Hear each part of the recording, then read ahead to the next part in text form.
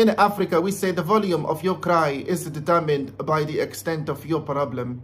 If your problem is very big, then you will cry very loudly. South Africans have been crying very loudly, and they have been pointing a finger at Nigeria, trying to demonize Nigeria for so many years, and it has been going on silently. When you blame a full country, it means you are making a blanket statement that everybody in that country is that way. Nigeria has been bringing a lot of problem to South Africa, but please take a look at the problem. This is the problem. Mandela tax. The Nigerian government taxed every incomer, every worker, every month, 2% of their salary. They taxed them 2% of the salary of every Nigerian. Why? Because they wanted to free South Africans from apartheid. 300 Nigerian passports were issued to South Africans.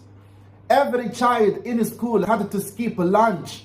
So every Nigerian child who is above 50 or 60 years missed his lunch in school because they wanted to free South Africa.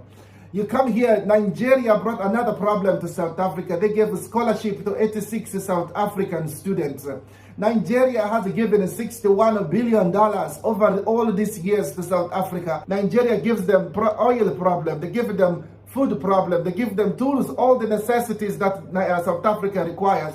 Nigeria gives them, and these are all the big problems Nigeria supplies to them. Look at what Nigeria supplies to them. If you look at this one here, seasoned doctors, this is another big problem.